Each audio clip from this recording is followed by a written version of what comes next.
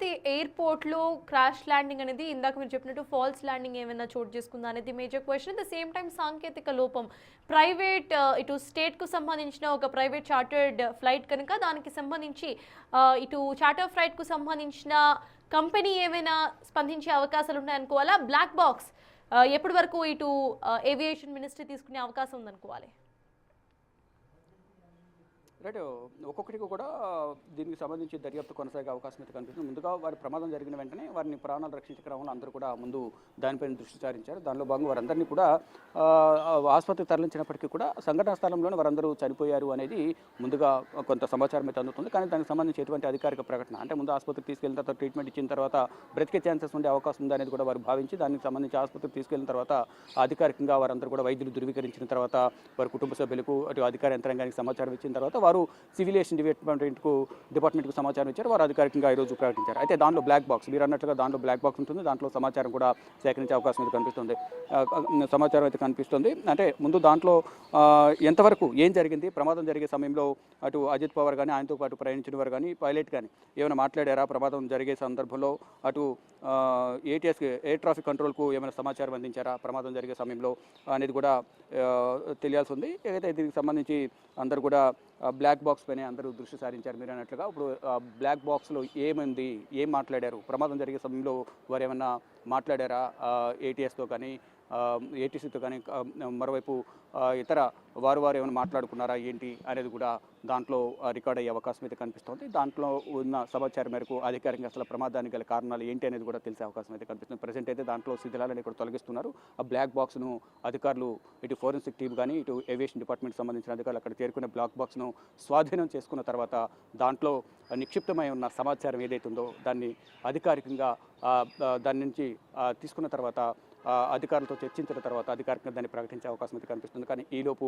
ఇటు అజిత్ పవార్కి సంబంధించిన అంత్యక్రియలు కానీ ప్రమాదానికి గల కారణాలు ఏంటి అనేది వివిధ కోణాల్లో కూడా దీన్ని దర్యాప్తు చేసే అవకాశం అయితే కనిపిస్తోంది. ఇటు కుటుంబ సభ్యులు అయితే తీవ్ర ఆవేదన వ్యక్తం చేస్తున్నారు, కన్నీటి పర్యంతం అవుతున్నారు. ఇటు సుప్రీంలు ఇప్పటికే ఢిల్లీ నుంచి బారామతి బయలుదేరి వెళ్ళారు. అజిత్ పవార్ కూడా ఇటు సంఘటన స్థలానికి అంటే ప్రమాదం జరిగిన ప్రాంతం నుంచి ఆసుపత్రికి తరలించారు కాబట్టి మృతదేహాలను అక్కడికి చేరుకుంటున్నారు. ఒక్కొక్కరు ఇటు ఎన్సీపీ కార్యకర్తలందరూ కూడా ఒక్కొక్కరిగా ఆసుపత్రికి చేరుకుంటూ ఉన్నారు. అక్కడికి వెళ్ళి తమ అభిమాన నేతను చూసేందుకు అందరూ కూడా కన్నీటి పర్యంతమవుతూ కూడా అక్కడికి సంఘటనా స్థలానికి మరోవైపు కొంతమంది ఆసుపత్రికి వెళ్తూ ఉన్నారు.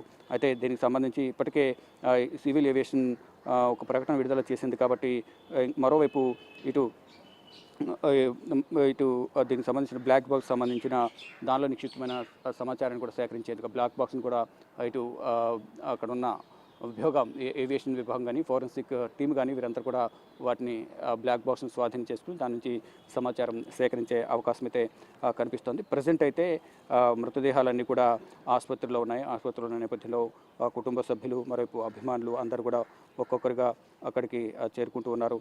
ఇక మొత్తం విజువల్స్ అన్నీ కూడా హృదయ విదారకంగా అంటే వెంటనే ఫ్లైట్ క్రాష్ ల్యాండ్ అయిన వెంటనే ఒక్కసారిగా మంటలు వ్యాపించాయి. ఈ నేపథ్యంలోనే ఆ మంటల్లోనే వారంతా కాలిపోయినట్టు కూడా తెలుస్తుంది. అంటే ముంబై భారత్ అంటే చార్టెడ్ ప్లేన్, అది చార్టెడ్ ప్లేన్లో వెళ్ళారు. ఉదయం 8:45 సమయంలో ఈ ప్లేన్ అనేది క్రాష్ అయినట్లుగా కూడా తెలుస్తోంది. ఇంకా దీనికి సంబంధించి ఇంకా మరిన్ని సమాచారం తెలియాల్సి ఉంది, మరింత సమాచారం. అయితే డీజీసీఏ కూడా director general of civil aviation కూడా దీనికి సంబంధించి ఇంతకుముందు చెప్పినట్లుగా 5 చనిపోయారు. అంటే ఎవరైతే అజిత్ పవార్ ఉన్నారో అజిత్ పవార్తో పాటు మరో 4 మొత్తం 5 చనిపోయారనేది కూడా చెప్తూ ఉన్నారు. ఇంకా దీనికి సంబంధించి ఇంకా అధికారికంగా సమాచారం అయితే తెలియాల్సి ఉంది. అంటే అజిత్ పవార్తో పాటు మొత్తం దీంట్లో ఉన్న వారి ప్రయాణికుల వివరాలు కూడా ఇంకా తెలియాల్సింది. ఎవరెవరు వెళ్ళారు, అధికార యంత్రాంగమా, ఇంకా వారితో పాటు ఉన్న పార్టీలో కీలక నేతలు ఎవరైనా ఆయనతో పాటు జర్నీ చేశారా ఏంటి అనేది కూడా ఇంకా తెలియాల్సి ఉంది. అయితే ఇప్పటికే వారి అభిమానులందరూ కూడా సంఘటన స్థలానికి కొంతమంది వెళ్ళారు, మరి కొంతమంది ఆసుపత్రికి వెళ్ళి ఆయన చూసేందుకు వెళ్తున్నారు, మరి కొంతమంది వారి కుటుంబ సభ్యులను పరామర్శించేందుకు వారింటికి చేరుకుంటున్నారు. ఎప్పటికప్పుడు పరిస్థితులను శరద్ పవార్ పర్యవేక్షిస్తూ ఉన్నారు. సుప్రీం సూలే కానీ శరద్ పవార్ కుటుంబ సభ్యులందరూ కూడా అజిత్ పవార్కు సంబంధించిన విషయాలను ఎప్పటికప్పుడు అక్కడ అంటే ఆయన చనిపోయినప్పటికీ కూడా ప్రమాదానికి గల కారణాలు ఏంటి అనేది కూడా వివరాలు సేకరిస్తున్నారు. ఎవరెవరు ఆయనతో పాటు వెళ్ళారనే డీటెయిల్స్ కూడా వారి కుటుంబ సభ్యులు అజిత్ పవార్ కుటుంబ సభ్యులు కూడా సేకరిస్తూ ఉన్నారు. ఇక ఇంతకుముందు చెప్పినట్టుగా సుప్రియ సులే సంఘటనా స్థలానికి వెళ్ళారు. వారితో పాటు మరికొంతమంది ఎంపీలు కూడా అక్కడికి వెళ్ళినట్టు కూడా తెలుస్తోంది. ఇక రాజకీయ జీవితం విషయానికి వస్తే మహారాష్ట్రలో అత్యధిక సార్లు ఉప ముఖ్యమంత్రిగా పనిచేసిన అందరి ముఖ్యమంత్రులుగా ఇటు పృథ్వీరాజ్ చౌహాన్ కానీ, మరోవైపు శివసేన షిండే, మరోవైపు ఇటు దేవేంద్ర ఫడ్నవీస్, వీరందరి క్యాబినెట్లలో ఉప ముఖ్యమంత్రిగా ఆయన పనిచేశారు. మరోవైపు శరద్ పవార్ మంత్రివర్గంలో కూడా మంత్రిగా పనిచేశారు. రాజకీయంగా కూడా ఆయన మంచి పేరు సంపాదించుకున్నారు అనేది వారి కుటుంబ సభ్యులైతే చెప్తూ ఉన్నారు. అంటే అత్యంత ప్రభావవంతమైన నేతగా ఆయన కొనసాగుతున్నారు. అంటే అజిత్ పవార్ రాజకీయ జీవితం చరిత్ర ఒకసారి మనం చూసుకుంటే కనుక 2024 నుండి మహారాష్ట్ర ఉప ముఖ్యమంత్రి ఎన్సీపీ అజిత్ వర్గం నాయకుడిగా కూడా ఆయన కొనసాగారు. రాజకీయ ప్రస్థానం అనేది 1991లో శరద్ పవార్ నేతృత్వంలోని ఎన్సీపీలో కీలక పాత్ర పోషించారనేది ప్రధానంగా మనకు తెలుస్తోంది. అత్యధిక సార్లు ఇంతకుముందు పృథ్వీరాజ్ చౌహాన్ గతంలో కాంగ్రెస్ హయాంలో పృథ్వీరాజ్ చౌహాన్ కేంద్ర మంత్రిగా వ్యవహరించారు. ఇటు మహారాష్ట్రకు కూడా ముఖ్యమంత్రిగా కూడా పృథ్వీరాజ్ చౌహాన్ వ్యవహరించారు. దేవేంద్ర ఫడ్నవీస్ ఇప్పుడు దేవేంద్ర ఫడ్నవీస్ మహారాష్ట్ర ముఖ్యమంత్రిగా ఉన్నారు. దేవేంద్ర ఫడ్నవీస్ గతంలో ఆయన కూడా మహారాష్ట్ర ఉప ముఖ్యమంత్రిగా కూడా పనిచేశారు. ఇక ఉద్ధవ్ ఠాక్రే, శివసేన ఉద్ధవ్ ఠాక్రే ఎవరైతే ఉన్నారో ఆయన గతంలో ముఖ్యమంత్రిగా ఉన్న సమయంలో ఈయన కూడా ఆయన మంత్రివర్గంలో పనిచేశారు.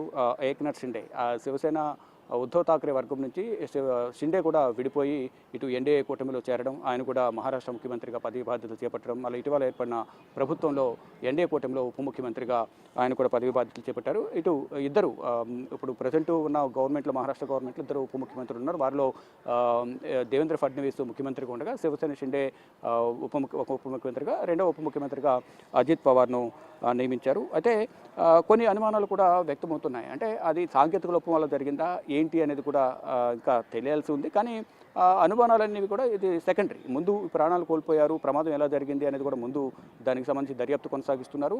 ఇక ఈ అనుమానాలకు సంబంధించి పలు అనుమానాలు వ్యక్తం చేస్తున్నప్పటికీ కూడా, రాజకీయ కారణాలు ఉన్నప్పటికీ కూడా అది ఎంతవరకు నిజం అనేది కూడా ఇంకా అధికారికంగా అయితే తెలియాల్సి ఉంది.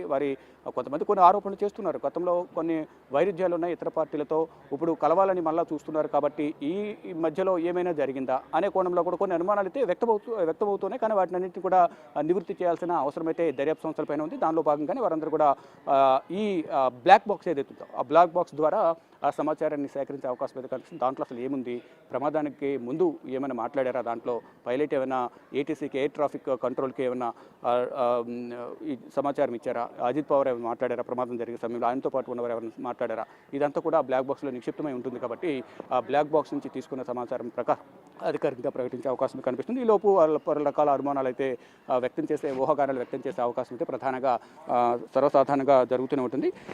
ఇప్పుడు కానీ ఈ ప్రమాదం పైన అందరూ దృష్టి సారించారు. అది ల్యాండింగ్ అయిన ప్రాంతం కూడా మీరు చెప్పినట్లుగా చూస్తే అది రన్వేనా లేదా వేరే ఏమైనా ప్రాంతమా, సపరేట్గా ఏమైనా ఏర్పాటు చేశారా, Ajit Pawar chartered flight land కావడానికి ఏమైనా సపరేట్గా రన్వే ఏమైనా ఏర్పాటు చేశారా, ఈ రకంగా కూడా కొన్ని అనుమానాలు కూడా వ్యక్తపరుస్తూ ఉన్నారు. ఒక్కొక్కరిగా కుటుంబ సభ్యులు కానీ, మరోవైపు పార్టీ కార్యకర్తలందరూ కూడా ఒక్కొక్కరికి ఇక్కడ చేరుకుంటూ ఉన్నారు. దానిలో భాగంగా ఇటు ప్రధాని నరేంద్ర మోడీ కూడా ఈ ప్రమాదానికి సంబంధించి ఆరా తీస్తున్నట్లుగా కూడా తెలుస్తోంది. మరోవైపు ఇటు కేంద్ర హోంమంత్రి కానీ, కేంద్ర మంత్రులు కూడా దీనికి సంబంధించి సమాచారం సేకరిస్తున్నారు. మరి కాసేపట్లోని పార్లమెంటు బడ్జెట్ సమావేశాలు కూడా జరగనున్న నేపథ్యంలో ఈలోపు దీనికి సంబంధించి క్లియర్గా సమాచారం సేకరించే అవకాశం అయితే కనిపిస్తుంది. మరోవైపు కేంద్ర పౌర విమానయాన శాఖ మంత్రి రామ్మోహన్ నాయుడు కూడా ఎప్పటికప్పుడు ఈ ప్రమాదానికి సంబంధించిన సమాచారాన్ని సేకరిస్తున్నారు. మరోవైపు director general of civil aviation కూడా ఎప్పటికప్పుడు సమాచారాన్ని పౌర విమానయాన శాఖ మంత్రి రామ్మోహన్ నాయుడుకు సమాచారం అయితే అందిస్తూ ఉన్నారు. అయితే ఈ శరద్ పవార్ కూడా ఎప్పటికప్పుడు వివరాలను సేకరిస్తూ ఉన్నారు. ప్రమాదానికి గల కారణాలు ఏంటి అనే కోణంలో కూడా ప్రధానంగా వివరాలు సేకరిస్తున్నట్టు తెలుస్తోంది. అయితే ప్రమాదం ప్రధానంగా సాంకేతిక లోపం వల్ల జరిగిందా, ల్యాండింగ్ సమయంలో ఉన్న తప్పిదాలు జరిగాయా అనే కోణంలో కూడా తెలియాల్సి ఉంది. మరోవైపు ఇటు వాతావరణ పరిస్థితులు కూడా అనుకూలించకపోవడం కూడా కొంత ప్రమాదానికి గురి కావచ్చు అనేది కొన్ని అనుమానాలు అయితే వ్యక్తం చేస్తున్నారు. కానీ అది ల్యాండింగ్ సమయంలో జరిగింది అనేది కూడా ప్రత్యక్ష సాక్షులు చెప్తున్నారు. అంటే ల్యాండింగ్ సమయంలో జరిగిందా, ఇంకా వేరే ఏమైనా కారణాలు ఉన్నాయా అనే కోణంలో కూడా ఇంకా ప్రధానంగా సమాచారం అయితే తెలియాలి.